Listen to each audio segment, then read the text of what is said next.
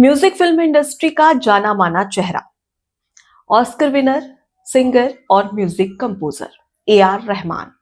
A R Rahman जिसे कौन नहीं जानता है। ए आर रहमान के बिना कहते हैं कि संगीत अधूरा होता है जब तक किसी फिल्म में उनका म्यूजिक ना हो, यानी कि जैसे कि अरिजीत सिंह। अब ए आर रहमान जिस फिल्म इंडस्ट्री ने जिसे म्यूजिक फिल्म इंडस्ट्री ने इतना नाम शोहरत और काम दिया, आज उसी में वो खामियां ढूंढ रहे हैं। उन्हें उसी फिल्म इंडस्ट्री में, म्यूजिक फिल्म इंडस्ट्री में सांप्रदायिकता नजर आ रही है। जी हाँ, दरअसल हाल ही में ए आर रहमान ने एक बड़ी बात कही। ए आर रहमान ने ये कहा कि उन्हें पिछले 7-8 सालों से काम नहीं मिल रहा है, यानी कि बहुत कम काम मिल रहा है। जब इसके पीछे से उनकी वजह पूछी जाती है कि ऐसा क्या है कि आप जैसे जिन्हें ऑस्कर विनर हैं और जिन्हें इतने सारे गाने मिले हर फिल्म में गाने के लिए, खुद म्यूजिक कंपोजर है, सिंगर है, उसके बावजूद आपको 7-8 साल से बहुत कम काम मिल रहा है। पर इस पर वो कहते हैं, ए आर रहमान कहते हैं कि इसके पीछे का कारण है कि म्यूजिक फिल्म इंडस्ट्री में जो क्रिएटिव लोग हैं उनके हाथ में चाबी नहीं है म्यूजिक फिल्म इंडस्ट्री की। अब नॉन क्रिएटिव लोगों के हाथ में म्यूजिक फिल्म इंडस्ट्री की चाबी है, जिसके तहत अब नॉन क्रिएटिव लोग फैसला लेते हैं और इसी की वजह से उन्हें कम काम मिल रहा है। जब पूछा जाता है कि आखिर क्यों, तो इसके पीछे बताते हैं सांप्रदायिकता, मतलब वो सांप्रदायिकता को कारण बताते हैं। अब हैरत की बात है कि जिस म्यूजिक फिल्म इंडस्ट्री ने आपको इतना काम दिया, नाम दिया, शोहरत दी, ऑस्कर अवार्ड तक आपको मिला, उस म्यूजिक फिल्म इंडस्ट्री में अब आपको सांप्रदायिकता नजर आ रही है। इसके पीछे मतलब कि जो हिंदू समाज है और जो सरकार है, उसकी साजिश भी आप बता रहे हैं। सवाल ये खड़ा होता है कि जब आपके घर में भर भर के पैसा आ रहा था, आपको कई सारे अवार्ड मिल रहे थे और नाम के साथ साथ आपको ढेर सारा काम भी मिल रहा था, तब आपको इसी म्यूजिक फिल्म इंडस्ट्री में जन्नत नजर आ रही थी।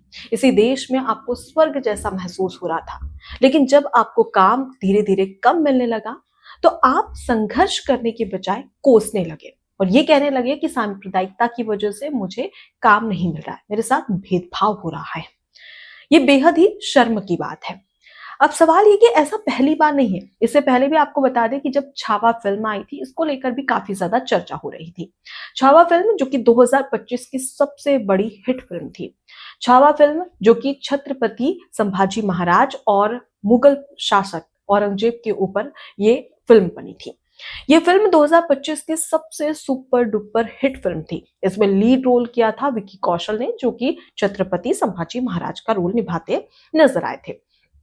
अब इसके बाद में इस फिल्म को जो म्यूजिक दिया था, म्यूजिक कंपोज किया था, वो थे ए आर रहमान करने वाले।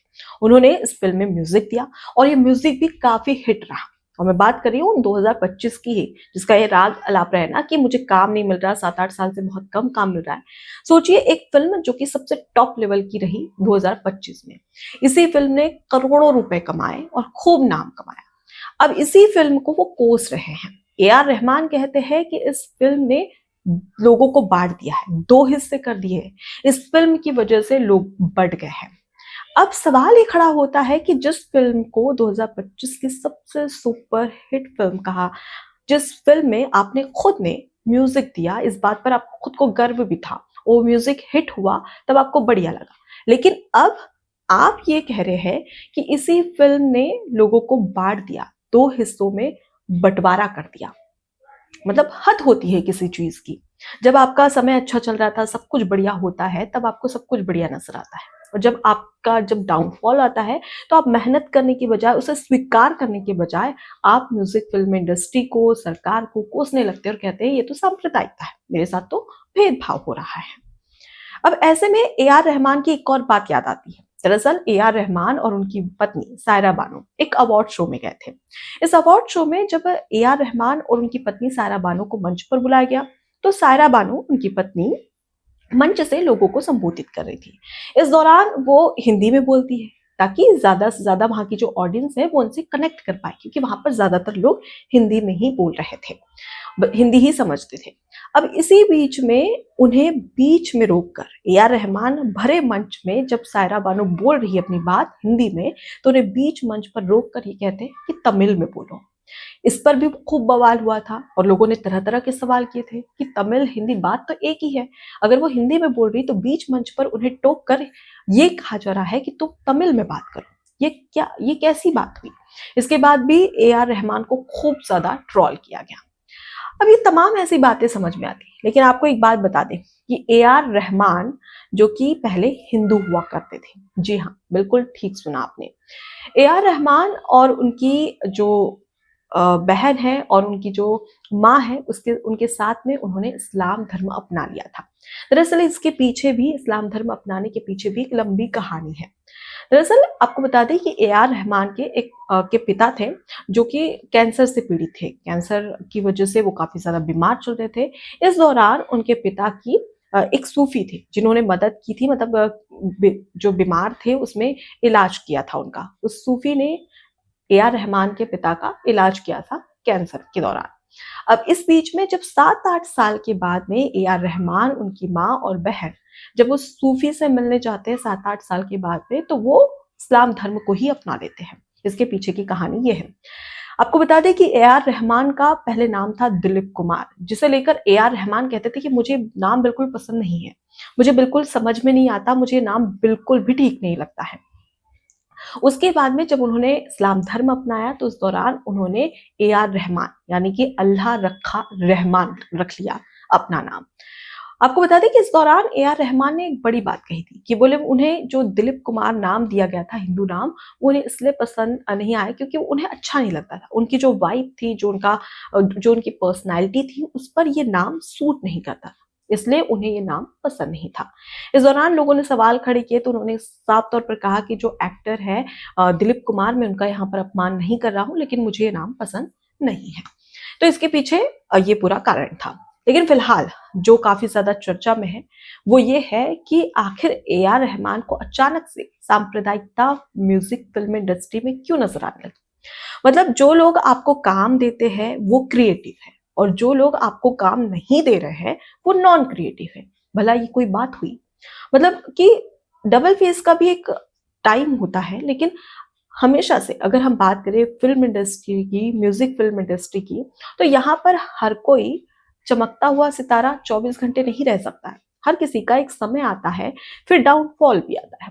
अगर हम बात करें बड़े बड़े एक्टर्स की, क्योंकि अमिताभ बच्चन की बात करें, एक समय था अमिताभ बच्चन जो वापस फिल्म इंडस्ट्री के बाद में काम करने के बाद में इतने हताश हो गए थे कि वो वापस झूला बिस्तर लेकर अब अपने घर जाने वाले थे, लेकिन अचानक से वो वापस आते हैं, फिर मेहनत करते हैं और उनका वक्त ही बदल जाता है और आज वो महानायक कहलाते हैं, अमिताभ बच्चन। तो ये संघर्ष होता है। अगर हम बात करें सोनू निगम की, तो सोनू निगम एक समय में काफी ज्यादा हिट हुआ करते थे, आज भी हिट है, लेकिन उन्हें काम थोड़ा कम मिल रहा है पिछले दौर में। तो ऐसा तो नहीं है कि उन्हें भी कमियां नजर आएगी, वो भी लोगों को कोसेंगे कि भाई इसकी वजह से मेरे साथ में भेदभाव हो रहा है, क्योंकि फिल्म इंडस्ट्री ऐसी है, म्यूजिक फिल्म इंडस्ट्री है, जहां पर आप हमेशा से चमकते नहीं रह सकते हैं। आप जाएंगे तो कोई और आएगा, अगर वो व्यक्ति आ रहा है वो जाएगा तो कोई और आएगा। यही नियम है फिल्म इंडस्ट्री का, चाहे वो एक्टर हो, एक्ट्रेस हो, सिंगर हो या फिर डांसर्स हो, हर किसी का एक समय होता है इस इंडस्ट्री में। और इस इंडस्ट्री की यही सच्चाई है कि एक समय के बाद में आपको साइड कर दिया जाता है या साइड हो जाते हैं, ये आपकी किस्मत के ऊपर डिपेंड करता है। तो इसे स्वीकार करके संघर्ष करने के बजाय आप इस तरीके से कोसेंगे तो वो बिल्कुल भी कतई सही नहीं होगा, जो कि फिलहाल ए आर रहमान उर्फ अल्लाह रखा रहमान यहाँ पर करते नजर आ रहे हैं। सवाल यह है कि हमेशा से जिस ए आर रहमान को म्यूजिक फिल्म इंडस्ट्री ने एक ऊंचा नाम दिया, एक ऊंचा काम दिया और ऑस्कर तक पहुंचाया, Oscar award A R Rahman जीते, जिनके गाने लोग आज भी गुनगुनाते हैं, उन्हें जरूरत है कि थोड़ा इसे स्वीकार करें जो समय उनका चल रहा है, उसके बाद फिर से मेहनत करें, क्योंकि उनके अंदर टैलेंट भी है और उसके साथ ही साथ उनके पास में पैसा भी है, जिसकी वजह से वो फिर से जो मुकाम था उसको हासिल कर सकते हैं। लेकिन इस तरीके से दोहरे चेहरे के साथ में काम नहीं मिलने की वजह, इस तरीके की बातों को बताना कि सांप्रदायिकता की वजह से मेरे साथ में भेदभाव हो रहा है और इसी की वजह से मुझे काम नहीं मिल रहा है, तो साफ है कि जो क्रिएटिव होगा वही आपको काम देगा, मतलब जो आपको काम देते हैं वही क्रिएटिव है, और जो आपको काम नहीं देते वो नॉन क्रिएटिव है। तो ये बात बिल्कुल भी समझ में नहीं आती है। अब इसी बीच में जावेद अख्तर से प्रतिक्रिया ली गई, तो जावेद अख्तर ये कहते हैं कि ऐसा नहीं है, उन्हें काम ढूंढना होगा। मतलब उन्हें ये लगता है कि काम खुद चल कर उनके पास आएगा, ऐसा नहीं है, उन्हें काम के पास खुद जाना पड़ेगा। उसके बाद में सिंगर शान की बात करें, उनकी भी प्रतिक्रिया सामने आई, जिसमें सिंगर शान ने भी यही बात कही कि ऐसा नहीं है, हर किसी का एक समय होता है, थोड़ा सब्र करें, उसके बाद में आपको काम जरूर मिलेगा। हमेशा से ऐसा होता है, कभी काम ज्यादा मिलता है, कभी काम कम मिलता है, तो इस बात को स्वीकार करें। अब इसके बाद में राजनीति में शुरू हो चुकी है। AIMIM के नेता हैं वारिस पठान, उनका एक बयान सामने आया, जिसमें उन्होंने कहा सीधे तौर पर सरकार को जिम्मेदार ठहरा दिया। मतलब हद है किसी चीज की। फिल्म इंडस्ट्री, फिल्म इंडस्ट्री में क्या बीजेपी घुसकर बोलती है कि नहीं भाई इसको सिंगर रखो, इसको बाहर निकालो, इसको गाने दो, इसको बाहर निकालो? ये तो म्यूजिक फिल्म इंडस्ट्री का काम है। ये चॉइस की बात होती है कि किससे आपको गाना गवाना है, किससे आपको गाना नहीं गवाना है। तो इसमें भी अब राजनीति हो रही है। और वारिस पठान ये कह रहे हैं कि भाई बीजेपी सरकार की वजह से इस तरीके की चीजें हो रही है और बीजेपी सरकार के लोग ही ऐसा कर रहे हैं। उसके बाद में वो ये भी कहते हैं कि मुस्लिमों को सताया जा रहा है इस देश में, वो लिंचिंग उनके साथ में हो रही है जय श्री राम के नाम पर। मतलब तरह तरह की यहाँ पर बातें कही जा रही हैं। लेकिन यहाँ पर AR रहमान को बस इतना ही कहना चाहेंगे कि थोड़ा सा सब्र करिए, क्योंकि जिस म्यूजिक फिल्म इंडस्ट्री ने आपको इतना बड़ा नाम दिया, उससे इस तरीके से बदनाम तो कतई ना करे। क्योंकि ये चॉइस की बात होती है कि किसे अपनी फिल्म में किससे गाना गवाना है, किस सिंगर से, और किस सिंगर से गाना नहीं गवाना है। लेकिन हैरत की बात है कि छावा जिसे सुपर डुपर हिट फिल्म कहा गया, 2025 की सबसे टॉप फिल्म, जिसमें खुद AR रहमान ने म्यूजिक दिया है, वही ये कह रहा है कि उन्हें 7-8 साल से बहुत कम काम मिला है। अब ऐसे में क्या ही कहे। फिलहाल इस पूरे मुद्दे को लेकर आपकी क्या राय है, कमेंट बॉक्स में जरूर बताइएगा। नमस्कार।